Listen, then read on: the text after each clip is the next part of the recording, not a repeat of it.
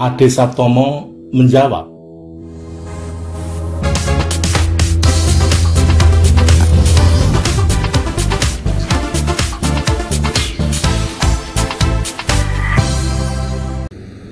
Baik, Bapak Ibu sekalian, salam sejahtera. Rekan-rekan Ade Sartomo menjawab. Pada pagi hari ini kami berada di kampus Universitas 11 Maret.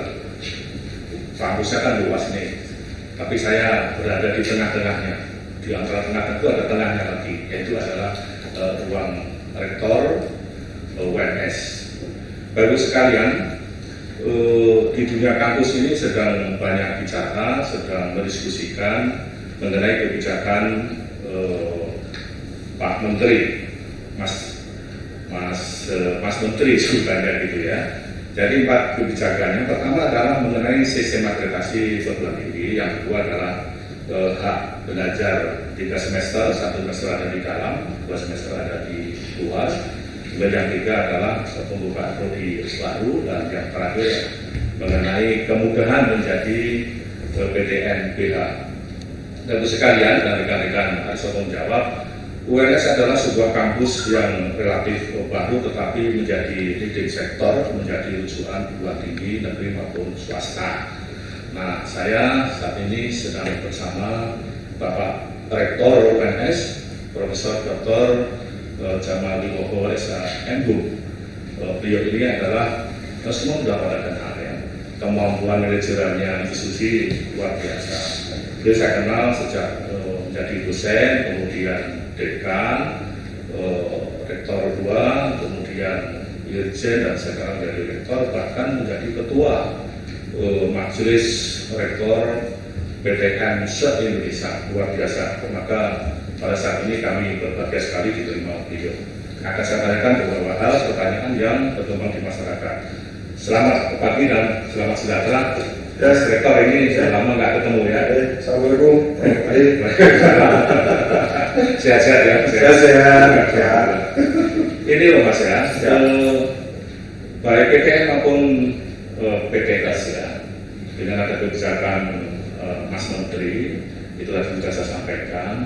Beliau ini sedang berbicara di dalam maupun dengan yang luar. Bahkan karena Menteri sudah menyampaikan ini bakal ada MOU bersama antar rektor ya, antara rektor PTN maupun antar PTS, bahkan PTS dengan PTN gitu ya, dan di dalam sendiri antar fakultas di atas kebijakan tersebut. Nah, saya memandang UNS ini kemarin sedang diproses dengan cepat menjadi PTN-BH. Nah, itu salah satu menjadi kebijakan dari Mas Ade. Nah, saya ingin pandangan Pak Rektor mengenai hal tersebut. Ini biar didengar oleh PTS, jadi usulan begitu. Ini kalau diam-diam ada malu gitu loh. Ya, oleh karena itu fasilitasi, oke lah saya angkat ke publik supaya Pak Rektor menyampaikan hal terkait. Bagaimana Pak? Ya, jadi yang pertama kita harus tahu dulu tentang 5 paket kebijakan Pak Menteri dalam tahun 2020 ini. 5 paket kebijakan itu adalah Permendikbud nomor 3 tahun 2020 yang mengatur tentang SNDT atau Standar Nasional Pendidikan Tinggi. Yang kedua adalah Permendikbud nomor 4 tahun 2020 yang mengatur tentang perguruan tinggi atau perubahan perguruan tinggi menjadi badan hukum. Yang ketiga adalah Permendikbud nomor 5 tahun 2020 yang mengatur tentang akreditasi program studi dan perguruan tinggi. Yang keempat yang berkait dengan Permendikbud ini adalah Permendikbud nomor 6 tahun 2020 tentang penerimaan mahasiswa baru yang dikenal dengan 3 jalur, yaitu SNMPTN, SBMPTN, dan jalur lainnya. Jalur lainnya ini banyak masyarakat mengatakan jalur mandiri. Yang terakhir paket kebijakan dari Pak Menteri itu adalah Permendikbud nomor 7 tahun 2020 yang mengatur tentang bagaimana pendirian, perubahan, pembubaran perguruan tinggi negeri. Jadi bagaimana kalau perguruan tinggi misalnya saja dari swasta ke negeri begitu, atau memang perguruan tinggi itu benar-benar didirikan untuk perguruan tinggi negeri, baik perubahannya, baik pembubaran perguruan tinggi negeri dan pendirian, perubahan dan pencabutan izin bagi perguruan tinggi swasta. Jadi 5 paket kebijakan inilah kemudian berkembang apa yang dinamakan sebagai Kampus Merdeka dan Merdeka Belajar. Nah, Kampus Merdeka itu hakikatnya adalah mari kita buka bersama-sama bahwa kalau kita itu sudah memilih di satu perguruan tinggi saja, misalnya saja, jangan sampai kemudian kita itu hanya mendapatkan ilmu dari satu perguruan tinggi ini saja. Tapi bagaimana kemudian misalnya S1 8 semester, maka 8 semester itu dibagi satu, ya kalau 8 berarti 5 semester itu di fakultasnya sendiri. 1 semester itu bisa di fakultas atau prodi atau di lain fakultas, tapi masih dalam lingkup internal. Nah, dua semester lainnya itu silakan. Kowe menteri swasta itu, negeri itu, Jawa itu, luar Jawa itu, bahkan luar negeri boleh. Oleh karena itu tentu menyambut gagasan dan ide tentang kampus merdeka ini, bagaimana kemudian para pimpinan perguruan tinggi, baik pimpinan itu di level bawah, dalam artian misalnya saja para dekan mendesain bagaimana kerjasama secara internal itu, kemudian di level perguruan tinggi bisa perguruan tinggi negeri dengan negeri, negeri dengan swasta, kemudian bagaimana perguruan tinggi negeri kemudian bekerjasama dengan perguruan tinggi di luar negeri untuk merealisasikan itu.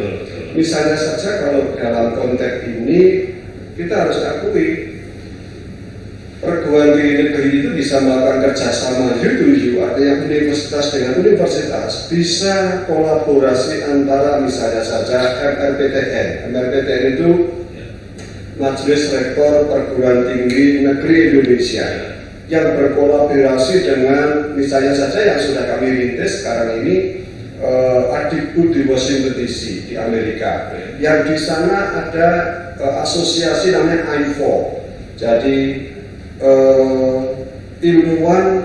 Ikatan Ilmuwan Indonesia Internasional yang ada di Amerika Serikat. Ada 27 perguruan tinggi yang hebat-hebat di Amerika itu kemudian bergabung dengan I4 dan bekerja sama dengan kita. Nah, kita bisa menggunakan itu. Nah, itu juga PKS bisa ikut MOU dengan UNS misalnya, terus kita bergabung ke sana bisa? Ya, kalau ke depan saya rasa kita tidak perlu membedakan itu PTS dan PTN, sama saja kan. Pemerintah juga sekarang memberikan fasilitas, memberikan kemudahan dan privilege bagi swasta sama. Siap. Itu. Ya, oke. Nah, jadi itu nanti begini, kalau di konteks UNS sendiri sudah dilakukan apa saja yang kerjasama antar fakultas dan internal. Internal. Kemudian yang keluar tadi kan dengan posisi tadi begitu. Apa saja yang sudah dilakukan? Ya kalau internal lebih mudah, tinggal saya panggil Pak Dekan, Bu Dekan aja kan selesai. Buka setiap fakultas diperbolehkan untuk fakultas lain untuk ikut, kecuali di fakultas kedokteran dan KIP itu standar juga. Kalau misalnya saja mahasiswa fakultas teknik saya ingin belajar hukum di fakultas hukum boleh, silakan nanti ikut PIH begitu, bisa. Fakultas MIPA ingin bekerja tentang ilmu politik boleh, nanti divisi.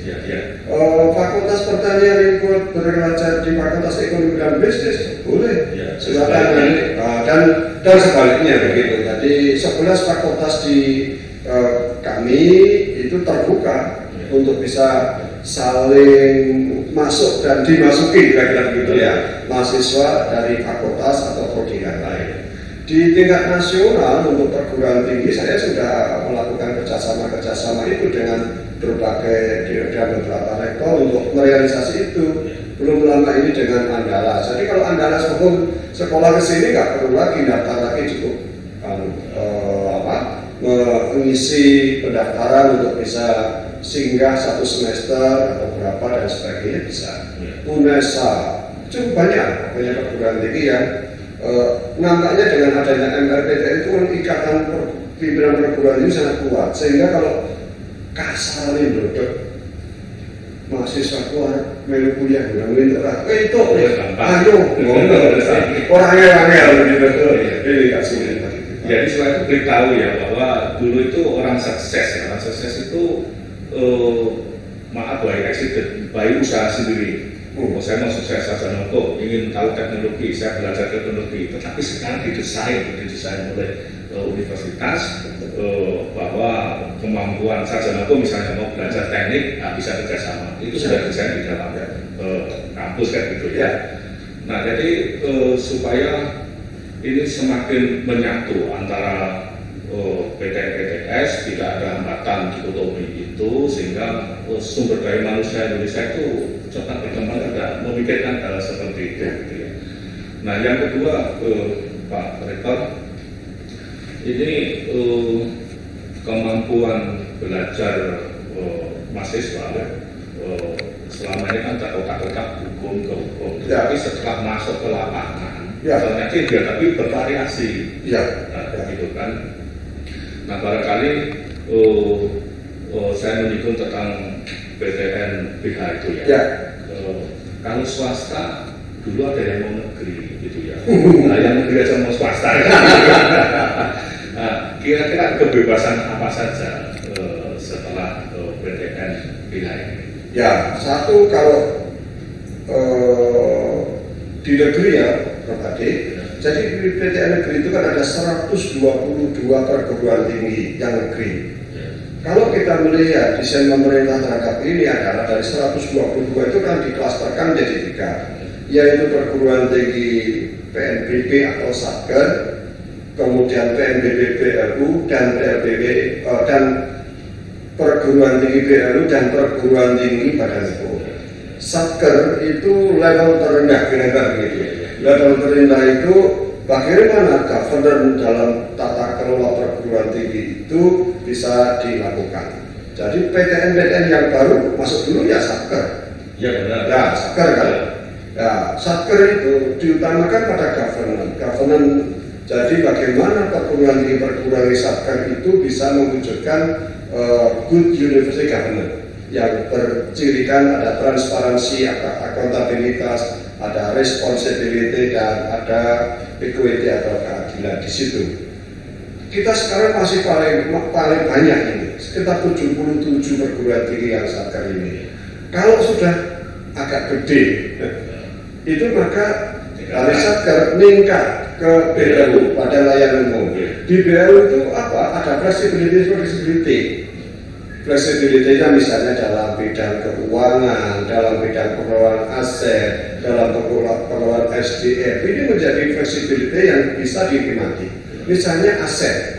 Jadi kalau misalnya saja UNS punya auditorium, punya UNSE, punya asrama, punya baterai review, macam-macam, maka aset itu bisa didaya gunakan untuk menarik dari pihak ketiga. Misalnya ada gedung, ini mau ada mantenan, silahkan dimanfaatkan asetnya para pemanfaatan.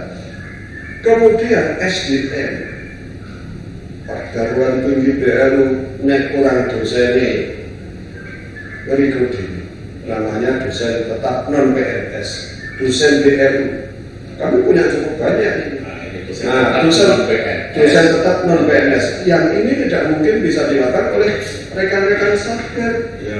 Nah, ya kalau sudah ini aset keuangan misalnya, fleksibilitasnya sangat banyak. PNBP kita ini misalnya di Wadas PNBP sekitar 450 miliar. Kalau dioperasionalkan itu habis 400 misalnya saja, maka yang 50 ini namanya saldo awal tabungan. Tapi kalau di Satker, kalau 50 miliar habisnya 40 miliar misalnya, itu yang 10 miliar ambil lagi masuk ke kas negara gitu. Lah yang perguruan tinggi badan hukum yang tertinggi atasnya itu dianggap soal ini sudah selesai, soal aset, soal SDM, soal apa itu sudah selesai. Pemerintah memberikan keleluasaan pada perguruan tinggi badan hukum itu, apa yang dinamakan sebagai otonomi. Otonomi apa? Otonomi keilmuan. Kalau itu keilmuan maka buka prodi orang berizin, karena gitu. Mau mengangkat dosennya sebagai dosen perguruan tinggi itu boleh. Asetnya kecuali tanah yang dibiasakan dengan kekayaan negara, semuanya masih bisa diangkat.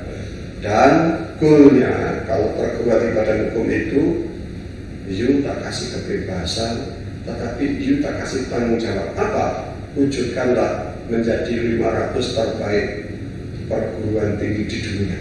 Apa ini? Nah, maka kalau saya mengumpamakan perguruan tinggi itu seperti perkembangan anak-anak kita.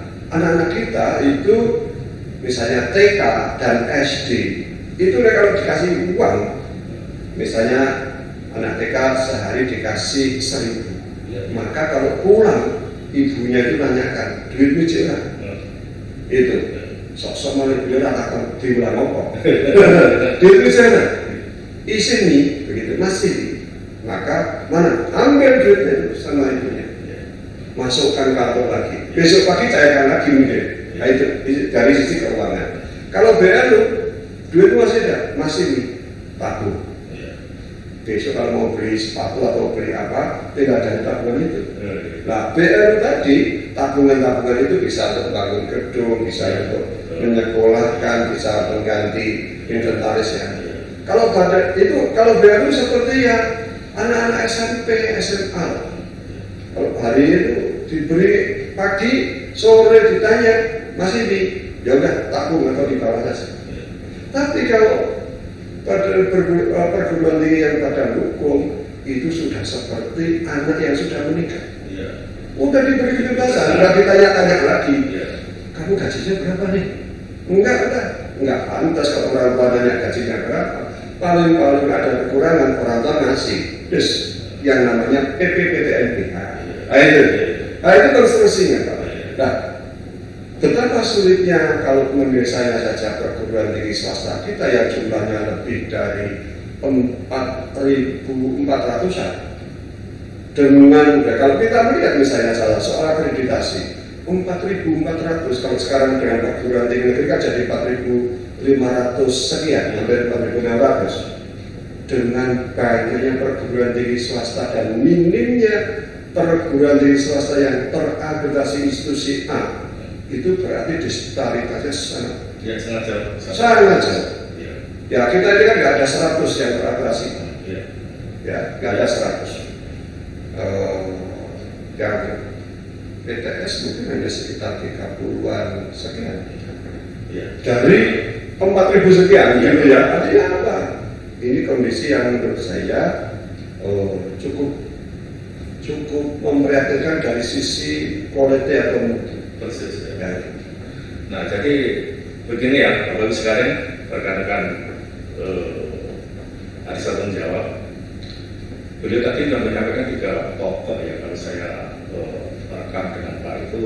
Pertama, UNS sudah siap sekali sekarang merasakan dan kebijakan dalam merespon kampus merdeka dan belajar merdeka, begitu ya. Yang kedua, tanda-tanda unggul sudah kelihatan karena memang sudah bekerjasama dengan ilmuwan di Amerika dan itu akan diikuti oleh perguruan tinggi negeri dan tadi sudah sampaikan swasta juga boleh bergabung.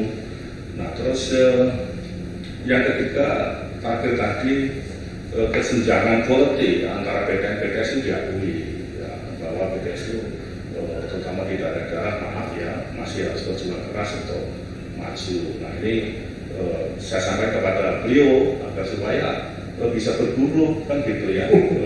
Ini sudah Indonesia Barat jadi bisa gitu.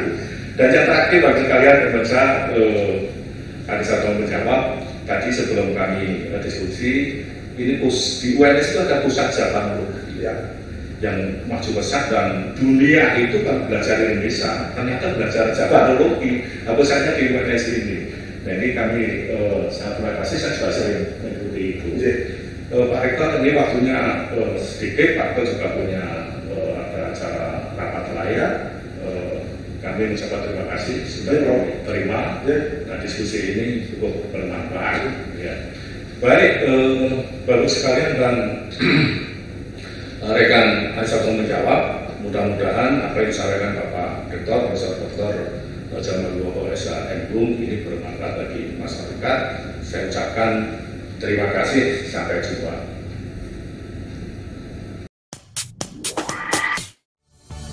Terima kasih telah menyimak Adi Saptomo menjawab. Sampai jumpa pada jawaban berikutnya. Jangan lupa subscribe, like, lonceng, dan share.